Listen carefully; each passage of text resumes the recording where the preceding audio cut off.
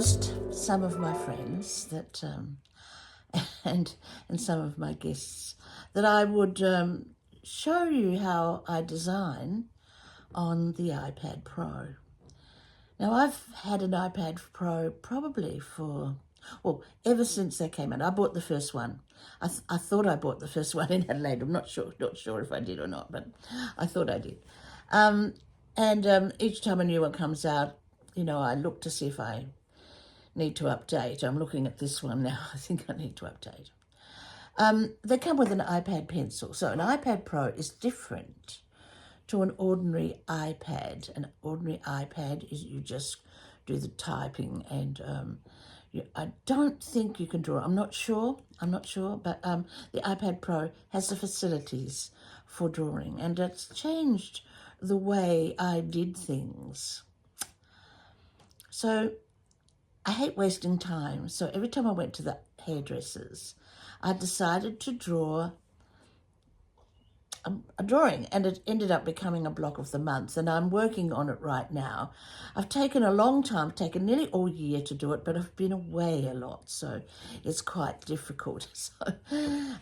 So I'll show you how I use the iPad and the programs that I use. It's nothing fancy, and also how I do the drawings. Why am I doing the drawings? I'm doing the drawings to create my own images. I draw on white fabric, and I use pigment ink, and I create the images, which I then cut out and applique onto a background. Basically, that's it. I can also draw on fabric, the purchased fabric, commercial fabric, and I like that too. So I'm actually doing two at once, but the drawn one is nearly finished, and it's looking rather nice, to say the least. So I'm going to show you how I draw in the iPad, and it takes a little bit of practice, but once you get the basics, it's quite exciting. I use a program called Fresco. This is Fresco, yeah. Fresco is part of the Adobe suite, and it used to have, Adobe suite used to have Adobe Draw and Adobe Sketch, so you might even have those on your computer or on your iPad. They're old ones, and they got rid of them, I think, in 2002, maybe. And then they put everything into one thing. And I don't think it's as good as when I was able to use the individual ones, which I found very, very simple to use. However, this one's not too bad, and I still do my drawings in here. So when you open it up, this is what it comes up with, all your files here. And I will go to custom size here. Lots of sizes here, so you can pick which one you want. And I'm going to create a document, press, and it's opened up a new window for me to create something. Down the side here, we have all the brushes and things that you might use. And there's a lot of things that you can use, but I'm going to suggest that you open this one and you go to basic and you choose hard round. At the bottom here it's got 6px, and that's what I'm going to use. So a hard round is like this. That's, what am I spilling on there? It's like that, okay? I have my iPad set to smoothing, so when I do a line, it's a smooth line if I don't take the pen off here. But if I did, sometimes it might look a bit like that.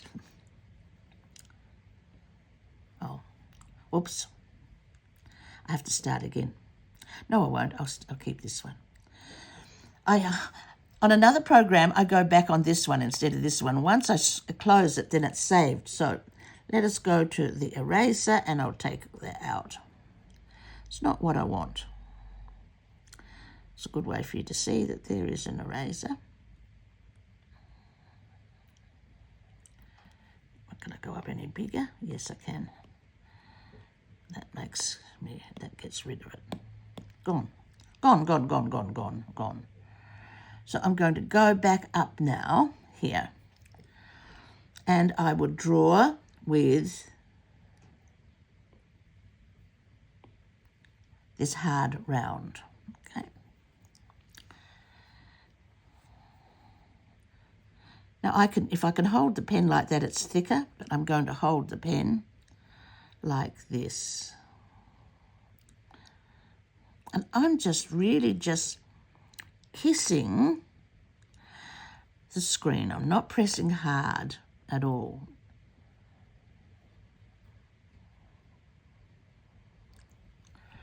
This is very basic, folks. Oh.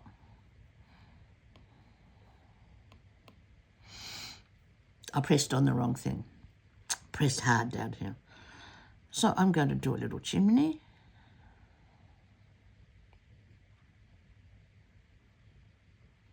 And this is from my childhood. Do you know that? And a door. Of course it has a little door.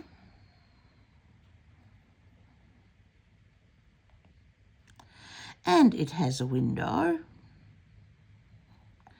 Now what I'm doing when I create these is that I'm making sure that each one is closed completely. Whoops, this one's not closed. So when I colour it in, if I went to colour it in and I pressed the colour in button, it would expand into the whole thing. So I have to have a space that is enclosed so that the colouring works perfectly. I can colour it in with the paint box. I pressed this little blue paint box there, and the black colour is here because I've been using black here. But I want to change the colours.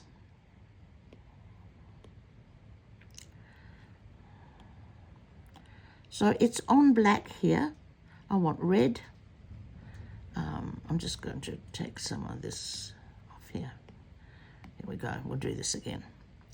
I like red here. And I can change the colour whatever way it is here. On here, go up into yellow. And you see this changes when we do that. Now if I took it down here, it's black again. Okay, it's 100% opacity, and it also gives you the name of the colour. I don't like that citrus colour, and it's citrus because I've got it almost in the green, so I can mix my own colours. Look, this is how come I'm choosing orange, folks.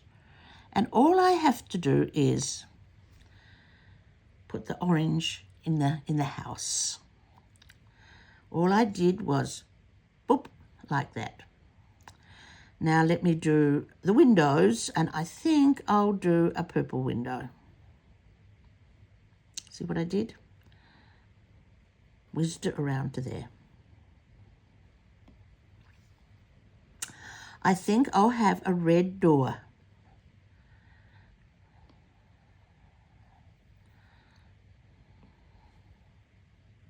And around the door, I will have some purple. Pinky purple. And I think I'll have the chimney purple, and I'll have the roof green. Green. Oh, no, how about turquoise? Right. So there we go. We have a house, completely finished. And this is how I draw my appliques. Yes, they're a little funnier than this, but this is the way they look. Let me do this. Should we do this? Oops, no, I didn't want that. I was going to draw and I forgot to go up here.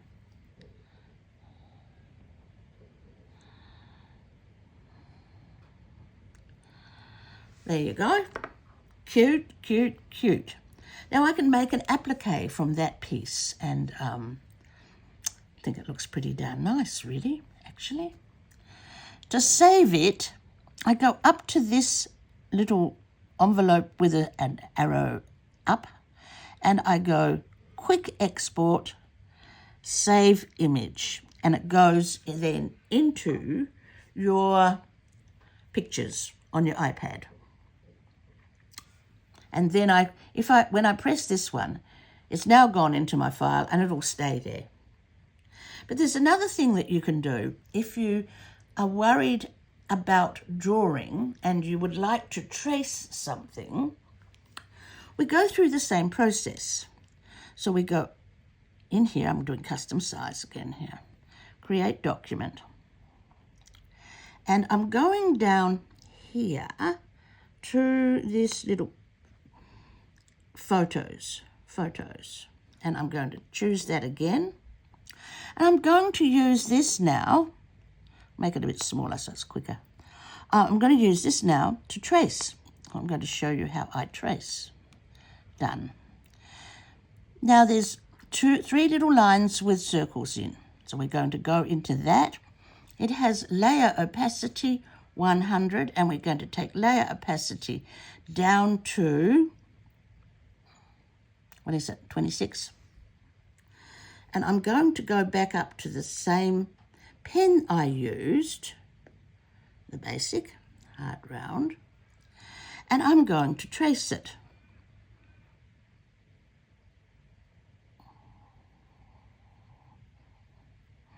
Doing it roughly, but you get the idea, guys.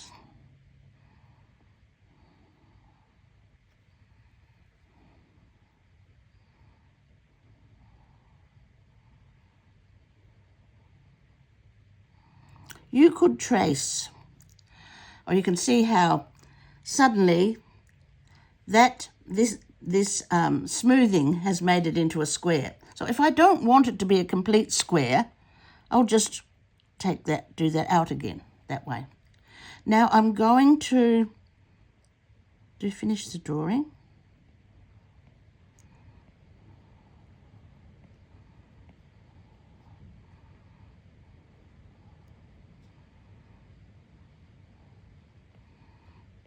I'm not pressing hard. Now open up the photo again, and that's how we've done it, and we take that out. If I take it to the right, you're going to see the drawing in real colour with the black outline. But if I do this, now we have your own drawing. So I've traced it, and then you could add other things to it, of course. But it makes it so much easier. And you can trace really fancy things. You can trace your cat. You can trace a photo, anything you like. So I'm going to save it. Here we go. Quick export. Save image. And now it's saved in here. It's saved in here. So now I have those two little ones that I've just done, a drawn one and a traced one. So let me show you the pens and things that are on Fresco. We'll go open a new document. I'm not going to put anything in there other than the pens that you can use. So this is a pencil. And when I lay it on its side, you can see that I can get a soft effect, or else if I do that, I get a black effect. Brush. There's lots of different brushes in here. This is a watercolour one, and I need to make it a lot bigger than it is, so I'm going to make it 45. And I'm going to choose a nicer colour than black. Okay? I'm just going to do something else here. Here here you can change the colours on here too. So you can see here. And here, if I go here, it's just showed me the recent colours that I've used. So I'm doing painting. Oh, I don't want to. Looks quite nice, doesn't it? Going to do blue, blue, blue, blue, blue, blue. I'm going to do this little number here is the size here, and this tells you how much water flow you want in here. Pretty magical, really. I mean, not really, honestly. It's just all pretty exciting, really. Look at that. Isn't that fun?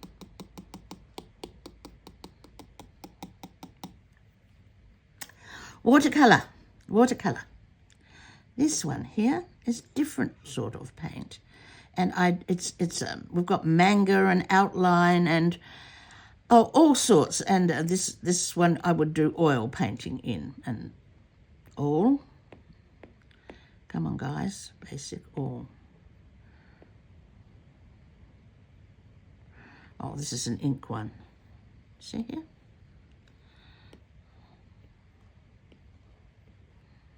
You can experiment over and over again. I haven't got, it would take ages to go through the whole thing. So this is the eraser, and it will just erase things. And the fill I've explained. Sometimes I want to capture the same colour, so I go to this. I go to this little eyedropper, and then I can just capture the colour. See how? Watch what I do again. See how that's gone into the grey? Now look at this here. Here's the colour, and it's less there.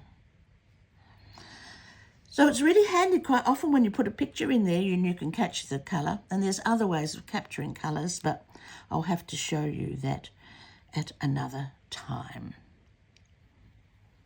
So if I click on that now, that's just going to save that, and it's there for a long time. I think it goes into my photos.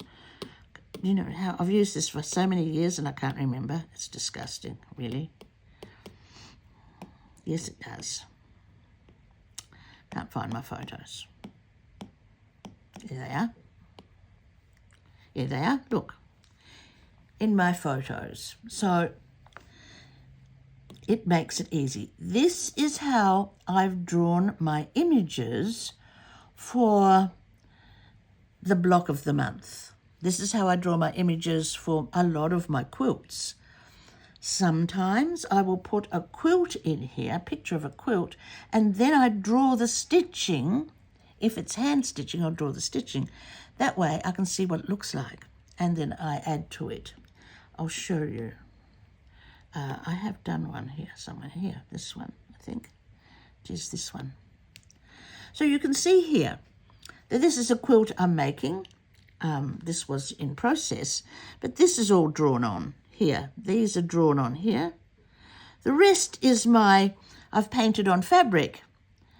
And this is drawn on because this is what I want the quilting to look like. I'm setting myself a little bit of a task, folks. So that's what I want it to look like. So those are the basics, I think. So now I need to show you how I use the iPad and the results, basically. So this is how I was creating the block of the month, sort of just a little strip at a time, and colouring it in, as I showed you, with the fill brush. And I was very careful about the way I added the colours. I wanted the colours to match and to blend and to balance. So I actually finished the whole drawing and then did more colouring. And this is called The Village of Falala. And I've done it in 2 colourways. So it's very easy to change the colours once you've got the initial drawing in the iPad. I just filled it again with another colour. I could change it again if I really wanted to, which is much easier than if you do drawings on paper. This then I had it printed and to the size I wanted, which was 3 foot by 3 foot, and it's going to have a big border on it. Now these here are illustrations I did that are a little bit different. It's not the drawings that I showed you, but these are taken from things that I saw when I was at Uluru. So as I'm travelling, I often do sketches of things that I see, like a journey quilt and India, of course, but I look at it just a little differently. And this one is a drawing for class, so that I have it printed on fabric, and then the students will put flowers in the top. This is another class, and this chicken with attitude, and the following quilt, which was actually done in fabric rather than the same as the drawing. So it's a little bit different, but I still had the basic idea from the drawing. This one, you can see the pink flowers there and the red at the bottom. That's drawn on the photo, so I can audition how I will finish it. And yes, I'm afraid it's not finished. All the quilting's done. I haven't put on here to show you, but I added some extra things like these little chickens as well. I can draw as if I'm drawing on a piece of paper, and this was a child that I met in India, and this is done with just a pencil. This one was designed to teach students how to do free motion sewing and adding all the little buttons and things to the quilt. And this one was designed as I travelled in India on the bus, and here's the quilt. As I was in India, I bought the fabric in India, and everything I bought in India, and then that's the whole quilt. So there are other programs that you can use, and this video is already a bit long, so I'll show you how to use other programs, and these images are done in another program. That'll have to be for next week, and it's a fun program. It's free. You can pay for the pro version, but it's wonderful. And then also in the next program, I'll show you how I did the drawings from the drawings on the iPad, then how I put them into fabric, and basically made my own fabric for the block of the month. And it's looking darn good, I have to say.